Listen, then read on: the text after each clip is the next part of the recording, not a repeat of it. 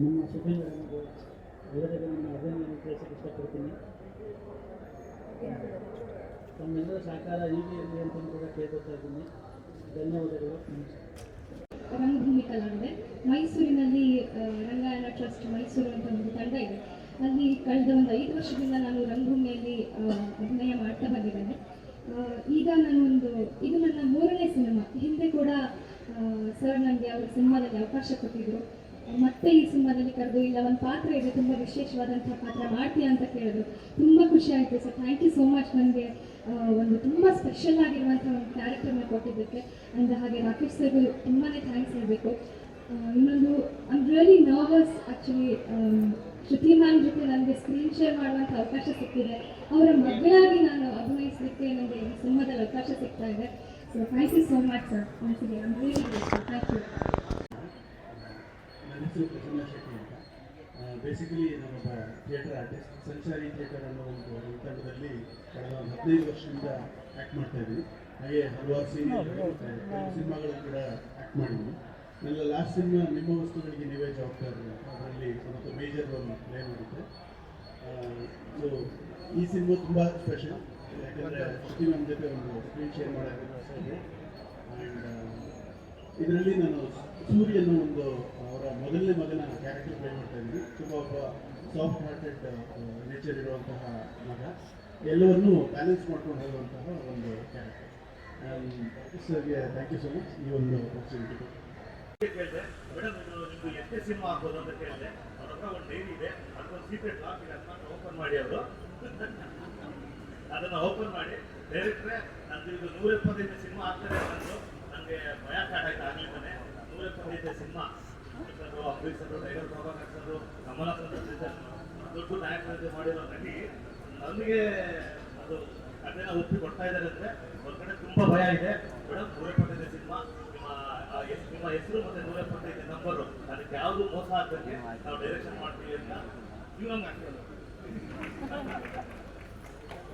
ಸರಿ, ಈಗ ಚಿರಂಜೀವಿ ಅವ್ರಿಂದ ಬೈಕೊಡ್ತೀನಿ. Thank you very much. ನಿಮ್ಮ ಜೊತೆ ನಾನು ಸ್ಕ್ರೀನ್ ಶೇರ್ ಮಾಡ್ತಾ ಇರೋದು ತುಂಬ ಖುಷಿಯಾದ ವಿಷಯ. ಹಾಗೆಯೇ ಶ್ರುತಿ ಅಮ್ಮವರ ಒಬ್ಬರು ತಾಯಿಯರು ಲಕ್ಷ್ಮೀ ಸರಸ್ವತಿ ಥರ ಮುಂದೆ ಕೊಟ್ಟಿದ್ದೀರಾ, ನಿಮಗೂ ಧನ್ಯವಾದಗಳು ಮುಂದಿರೋದಕ್ಕೆ. ಈಗ ಡೈರೆಕ್ಟ್ ಹೇಳಿದಂಗೆ ಇದು ನಮ್ಮದು ಮಂಡ್ಯ ಬ್ಯಾಕ್ಗ್ರೌಂಡಲ್ಲಿ ಇದೆ, ಕಥೆ ಇದರಿಂದ ಜಾಸ್ತಿ ಹೇಳೋಕ್ಕಾಗಲ್ಲ. ನಾನು ಒಬ್ಬ ಸಂತು ಅನ್ನೋ ಪೊಲೀಸ್ ಕ್ಯಾರೆಕ್ಟರ್ ಟ್ರೈ ಮಾಡ್ತಾ ಇದ್ದೀನಿ. ಸೊ ಎಲ್ಲರಿಗೂ ಮತ್ತು ವಿನೋದನ ನಿಮಗೆ ಪೂರ್ವಕ ವಂದನೆಗಳನ್ನ ನಿಮ್ಗೆ ತುಂಬ ಹಿಂಸೆ ಕೊಟ್ಟಿದ್ದೀನಿ ನಾನು.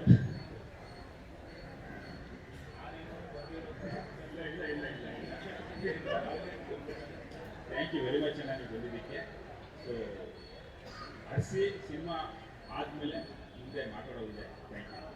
ಅರಳುಗುಪ್ಪೆ, ಕ್ಯಾತ್ನಹಳ್ಳಿ ಆಗ್ಲೂ ಕೂಡ ಈ ಸುತ್ತಮುತ್ತ ಶೂಟಿಂಗ್ ಮಾಡೋಕ್ಕೆ ಪ್ಲಾನ್ ಆಗಿದೆ. 18ರಿಂದ ಆನ್ಸೋರ್ ಹೋಗ್ತಾ ಇದ್ದೀನಿ.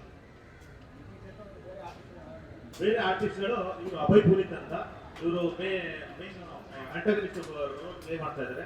ಇವರು ಪ್ರಸನ್ನ ಶೆಟ್ಟಿ ಅಂತ ಶ್ರುತಿ ಮೇಡಮ್ನ ದೊಡ್ಡ ಮಗ ಆಗಿ ಪ್ಲೇ ಮಾಡ್ತಾ ಇದ್ದಾರೆ. ಇನ್ನು ಅವರು ಚಿರಂಜೀವಿ ಅಂತ ಅವ್ರ ಚಿಕ್ಕ ಮಗ. ಅವ್ರ ಸಿನಿಮಾದಲ್ಲಿ ಬೇರೆ ರೂಪನೇ ನೋಡ್ತೀರಾ, ಮಲ್ಲ ಅಂತ ಕ್ಯಾರೆಕ್ಟರ್ದು ಬೇರೆ ರೂಪ ನೋಡ್ತೀರಾ. ನೀವು ಬನ್ನಿ, ಗೀತಾಂಜಲಿ. ಇವರು ಚಿರಂಜೀವಿ ಅವ್ರಿಗೆ ಪೇರಾಗಿ ಪ್ಲೇ ಮಾಡ್ತಾರೆ ರೋಲು. ಅರ್ಚನಾ ಹೆಗ್ಡೆ ಶ್ರುತಿ ಮೇಡಮ್ಗೆ ಮೂಗಿ ಮಗಳಾಗಿ ಪ್ಲೇ ಮಾಡ್ತಾರೆ ಕ್ಯಾರೆಕ್ಟರ್ ಅವರು. ಹಿಮಶ್ರೀ ಇವರು ಪ್ರಸನ್ನ ಶೆಟ್ಟಿ ಅವ್ರಿಗೆ ಪೇರ್ ಆಫೀಸ್. ಯಾರು ನೆಗೆಟಿವ್ ಅವರು ಸ್ವಲ್ಪ ಹಂಗೆ ಪ್ಲೇ ಆಗ್ತಾರೆ ಸರ್. ಒಂದು ಸಿನಿಮಾ ಒಂದು 20 ನಿಮಿಷ 2010 ನಡೆಯುತ್ತೆ. ಇನ್ನಿಕ್ಕೆಲ್ಲ ಪ್ರೆಸೆಂಟ್ ಎಲ್ಲ ಪ್ಲೇ ಆಗುತ್ತೆ.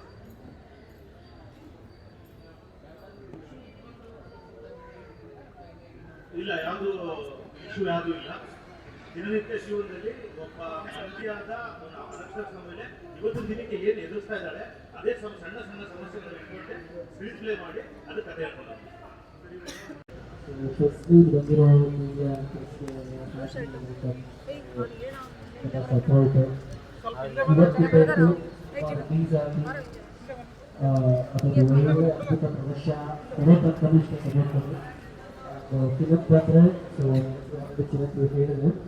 ಸಿನಿಮಾದಲ್ಲಿ ನಾನು ಶ್ರುತಿ ಅಮ್ಮನ ಮಗನ ಕ್ಯಾರೆಕ್ಟರ್ ಮಾಡ್ತಾ ಇದ್ದೆ. Completely rough and rugged character. Serial ಅದೇ ಕ್ಯಾರೆಕ್ಟರ್, ಇಲ್ಲೂ ಅದೇ ಇರ್ಬೋದು ಅಂತ. ಬಟ್ ಆ ಒಂದು ವೇರಿಯೇಷನ್ ಬೇರೆ. ಅಲ್ಲಿ ಪರಶುರಾಮ ಕ್ಯಾರೆಕ್ಟರ್ ಇದೆ. ಬಟ್ ನಾನು ಇವಾಗ ಹೇಳ್ತಿದ್ದೆ ನನ್ನ ಹತ್ರ ಈ ಕ್ಯಾರೆಕ್ಟರ್ ಬಂದಾದ್ಮೇಲೆ ಮಲ್ಲ ಅನ್ನೋ ಕ್ಯಾರೆಕ್ಟರ್ ಫೇಮಸ್ ಆಗ್ಬೇಕು ಅಂತ. ಸೊ ಅಷ್ಟು ರಫ್ ಅಂಡ್ ರಗಡ್ ಕ್ಯಾರೆಕ್ಟರ್ ಇದೆ, ಮತ್ತೆ ಆ ಕ್ಯಾರೆಕ್ಟರ್ ಆರ್ಟ್ ವೇರಿಯೇಷನ್ಸ್ ಅಷ್ಟು ನೀಟಾಗಿದೆ. ಸೊ ನಾಟ್ ಓನ್ಲಿ ಗೊತ್ತೇ ಇಲ್ಲ, ಶ್ರುತಿ ಅಮ್ಮರಾಗಲಿ ಮತ್ತೆ ಪೊಲೀಸ್ ಕ್ಯಾರೆಕ್ಟರ್ ಆಗಲಿ ಅಣ್ಣ ಕ್ಯಾರೆಕ್ಟರ್ ಆಗಲಿ ಪ್ರತಿಯೊಬ್ರು ಆರ್ಟ್ ಕೂಡ ಸ್ಕ್ರೀನ್ ಪ್ಲೇ ಅಷ್ಟೇ ನೀಟಾಗಿ ಪ್ರೆಸೆಂಟೇಷನ್ ಮಾಡಿದ್ದಾರೆ. ಸೊ ಅಷ್ಟೇ ನೀಟಾಗಿ ಪ್ರೆಸೆಂಟೇಷನ್ ಮಾಡಿದ್ದಾರೆ ನಮ್ಮ ರಾಕೇಶ್ ಸರ್. ಮತ್ತೆ ಅದಕ್ಕೆ ಏನೇನು ಬೇಕು ಮ್ಯಾನೇಜ್ಮೆಂಟ್ ಆಗಲಿ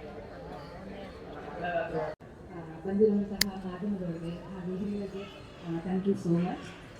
ನನ್ನ ಹೆಸರು ಹಿಮಾಶ್ರೀ ಅಂತ, ನಾನು ಮೂಲತಃ ಶಿವಮೊಗ್ಗದ ಹುಡುಗಿ. ಈಗ ಆಲ್ರೆಡಿ ನಾನು 12 ಸಿನಿಮಾ ಮಾಡಿದ್ದೀನಿ, ಅದರಲ್ಲಿ 6 ಸಿನಿಮಾ ನಾನು ಹೀರೋಯಿನ್ ಆಗಿ ಮಾಡಿದ್ದೀನಿ. ಇದು 13ನೇ ಸಿನಿಮಾ ನಂದು.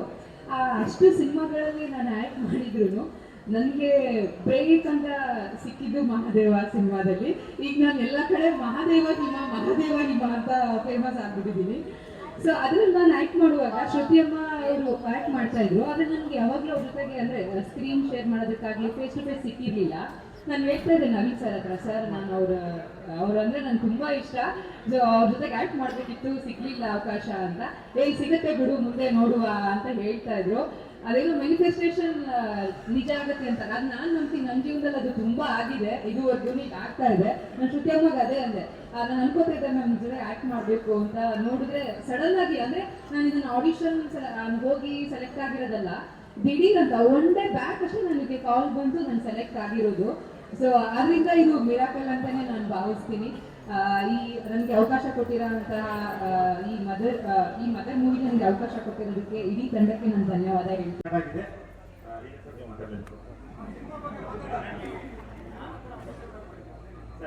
ನಾನು ವರ್ಕ್ ಮಾಡೋದೆಲ್ಲ ಡಿಬ್ಯೂಟರ್ ಜೊತೆಲಿ. ಲಾಸ್ಟ್ ಸಿನಿಮಾ ಇದೇ ನಮ್ಮ ಶಾಂತಿ ಪ್ರೊಡಕ್ಷನ್ ಇಂದ ಈಗ ಇವತ್ತು ಸಂಜೆ ಒಂದು ಟೈಟಲ್ ಲಾಂಚ್ ಇದೆ. ಶಿವಕುಮಾರ್ ಅಂತ ಡೈರೆಕ್ಟ್ರು, ಅವ್ರ ಜೊತೆ ಕೋ ಡೈರೆಕ್ಟರ್ ವರ್ಕ್ ಮಾಡಿದೆ. ಅದರಿಂದ ನಮ್ಮ ಕಲೆ ಮಾಸ್ಟರ್ ಇದ್ದಾರೆ, ಗೀತಾ ಸಿನಿಮಾ ಮಾಡ್ತಾ ಇದ್ದಾರೆ, ಅವ್ರ ಜೊತೆ ಅಸೋಸಿಯೇಟ್ ವರ್ಕ್ ಮಾಡಿದೆ.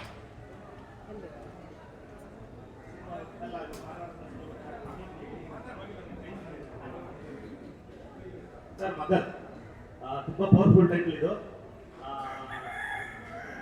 ಏನಂತಂದ್ರೆ ಸಿನಿಮಾದ ಒಂದು ಸಿಂಪಲ್ ಒಂದು ಲೈನ್ ಸ್ಟೋರಿ ಹೇಳ್ಬಿಡ್ತೀನಿ ನಾನು.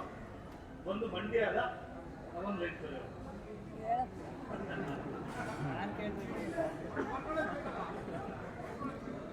ಒಂದು ಮಂಡ್ಯ 55 ವರ್ಷ 60 ವರ್ಷದ ಅನಕ್ಷರಸ್ಥ ಮಹಿಳೆ ತನ್ನ ಸಂಸಾರ ಕಾಪಾಡೋದಕ್ಕಾಗಿ ಹೋರಾಟ ಮಾಡೋ ಕಥೆನೇ ಮಗನ್. ಕಂಪ್ಲೀಟ್ ಮಂಡ್ಯ ಬ್ಯಾಕ್ಡ್ರಾಪಲ್ಲಿ ನಡೀತೆ. ಶ್ರುತಿ ಮೇಡಮ್ ನೀವೇನು ತಾಯಿಲಂತವರು ಅಳೋದು ಕರೆಯೋದೆಲ್ಲ ನೋಡಿದಲ್ಲ, ಇದೆಲ್ಲ ಅದೆಲ್ಲ ಏನು ಇರೋದಿಲ್ಲ, ಅವ್ರನ್ನ ಬೇರೆ ರೂಪದಲ್ಲಿ ನೋಡ್ತೇವೆ. ಇನ್ನೊಂದು ರೂಪಾಯಿ ಇಲ್ಲ ಹೇಳ್ಸಲ್ಲ ಸರ್. ಸಾಯಿ ಅಂತ ಇಲ್ಲ, ಇವರು ವರ್ಷ ಅಷ್ಟೇ.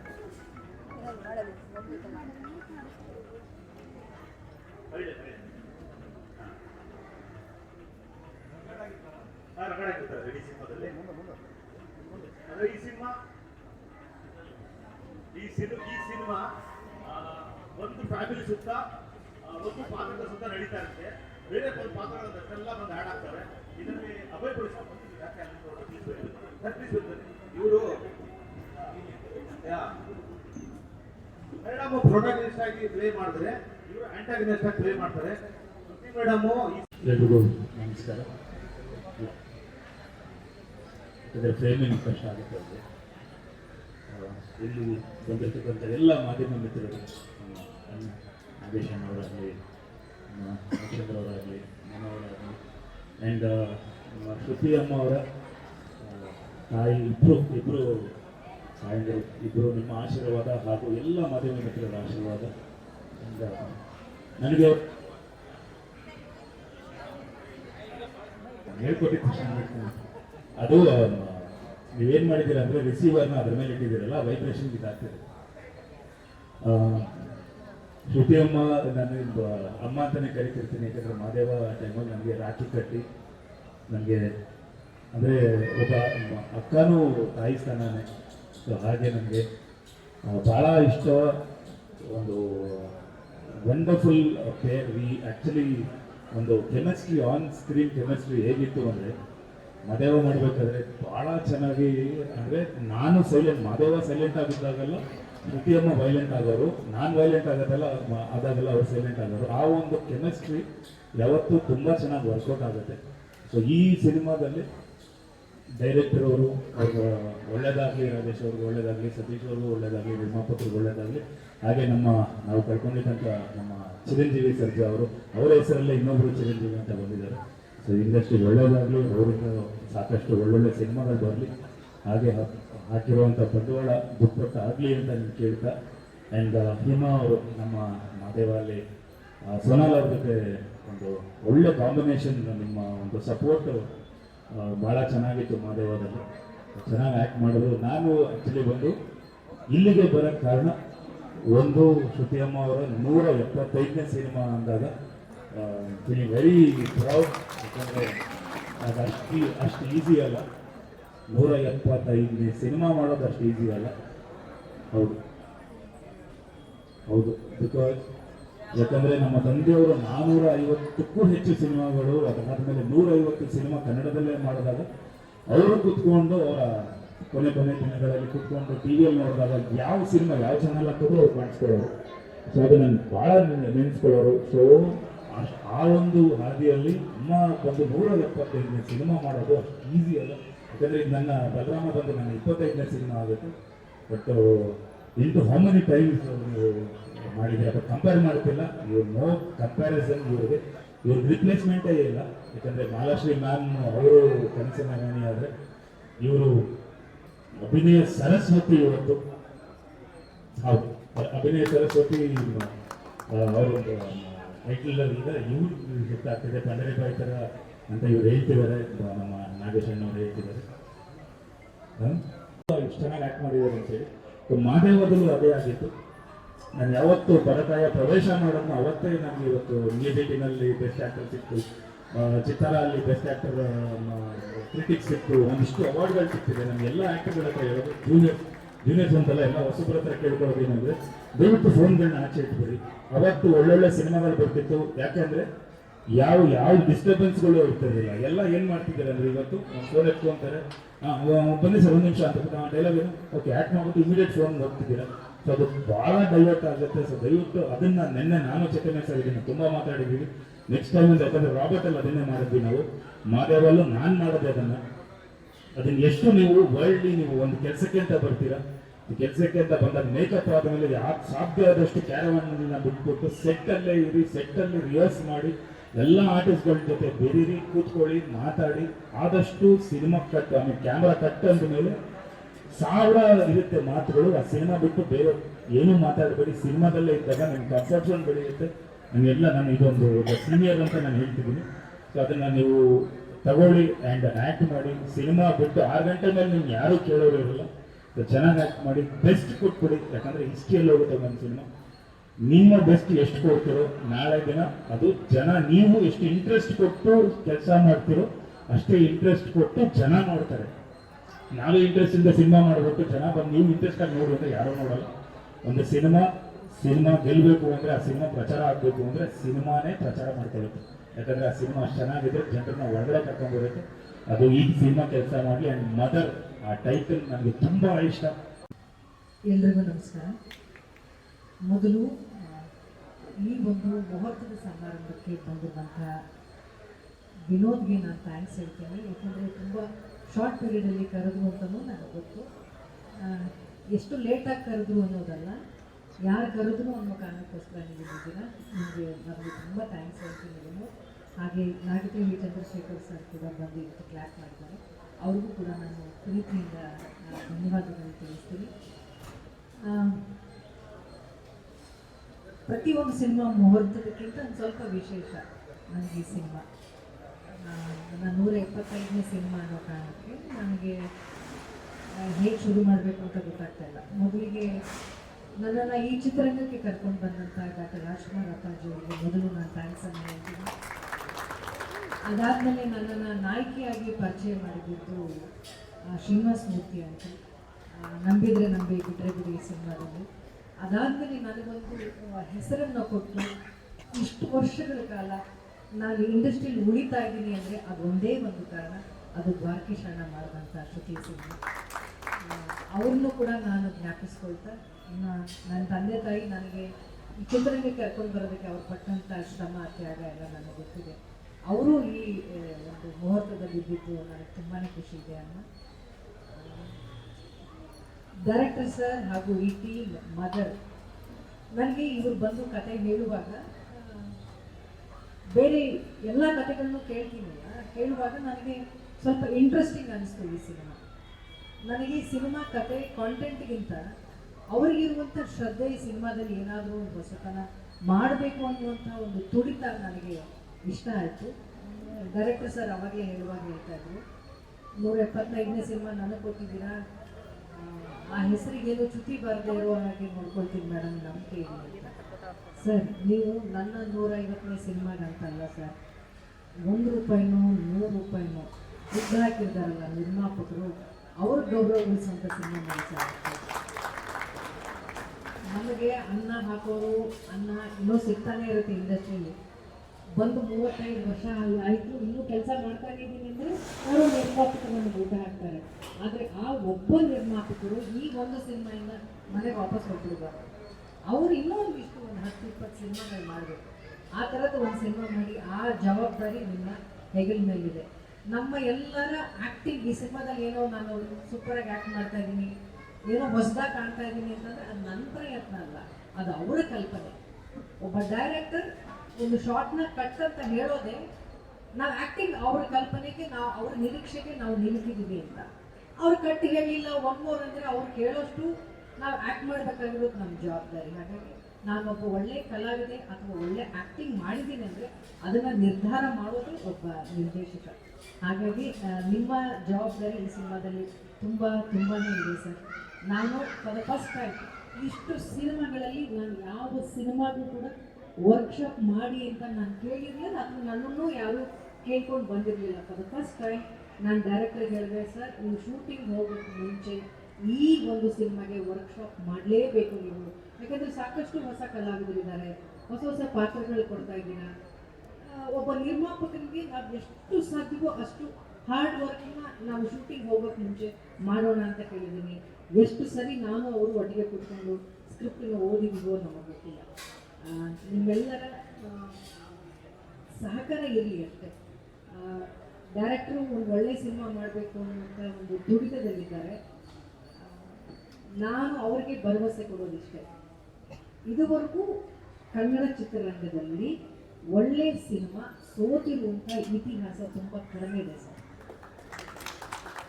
ನೀವು ಒಳ್ಳೆ ಸಿನಿಮಾ ಮಾಡಿದ್ರೆ ಖಂಡಿತವಾಗಿ ಜನ ಬರ್ತಾರೆ, ಆಮೇಲೆ ಅದು ತಾನಾಗೇ ಪ್ರಚಾರ ಮಾಡ್ಕೊಂಡು ಬಿಡುತ್ತೆ ಒಂದು ಸಿನಿಮಾ. ನೀವು ಒಂದು ಸಿನಿಮಾನ 2 ಗಂಟೆನೂ ತೋರಿಸ್ಬೇಕಾಗಿಲ್ಲ, ಒಂದು ಟೀಸರಲ್ಲಿ ಗೊತ್ತಾಗುತ್ತೆ ಸರ್ ಒಂದು ಸಿನಿಮಾ ಎಷ್ಟು ಚೆನ್ನಾಗಿದೆ ಚೆನ್ನಾಗಿಲ್ಲ, ಅಥವಾ ಜನ ನಮ್ಮ ಥಿಯೇಟ್ರಿಗೆ ಬರ್ತಾರಾ ಇಲ್ವಾ ಅನ್ನೋದು ಅಲ್ಲೇ ಗೊತ್ತಾಗ್ಬಿಡುತ್ತೆ. So it's hour hard work ಅನ್ನೋದನ್ನ ಮಾತ್ರ ನಾನು ನಂಬ್ಕೊಂಡಿದ್ದೀನಿ. ಅದ್ರ ಮೇಲೆ ಒಳ್ಳೆ ಸಮಯ ಸಿಕ್ಕೋದು, ಒಳ್ಳೆ ಥಿಯೇಟರ್ ಸಿಕ್ಕೋದು, ಆ ಕ್ಯಾರೆಕ್ಟರ್ ತಕ್ಕಂತೆ ಕಲಾವಿದರು ಸಿಗೋದು, ಅದೆಲ್ಲ ಒಂಥರ ಅದೃಷ್ಟ ಥರ. ನೀವು ಒಳ್ಳೆ ಕಲಾವಿದರ ತಂಡನ ಆರಿಸ್ಕೊಂಡಿದ್ದೀರಾ, ಒಳ್ಳೆ ನಿರ್ಮಾಪಕರು. ಪಾಪ ಇದುವರೆಗೂ ನಾವು ಒಂದು ಫೋಟೋ ಶೂಟ್ ಮಾಡಿದ್ದೀವಿ, ಅವ್ರನ್ನ ನಾವು ನೋಡಲೇ ಇಲ್ಲ ಅಂದರೆ ಅಷ್ಟು ನಂಬಿಕೆ ಇದೆ ಅವರಿಗೆ ಡೈರೆಕ್ಟರ್ ಮೇಲೆ. ಅದನ್ನು ಇಡೀ ತಂಡ ಉಳಿಸ್ಕೊಳ್ಳುವಂಥ ಜವಾಬ್ದಾರಿ ಇದೆ ಅಂತ ನಾನು ಹೇಳ್ತೀನಿ. ಹೇಳ್ತಾ ಈ ಒಂದು ಸಿನಿಮಾಗೆ ನಿಮ್ಮೆಲ್ಲರ ಸಪೋರ್ಟ್ ಇರಲಿ.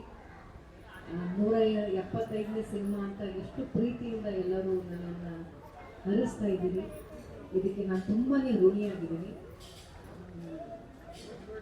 ಖುಷಿಯಾಗುತ್ತೆ.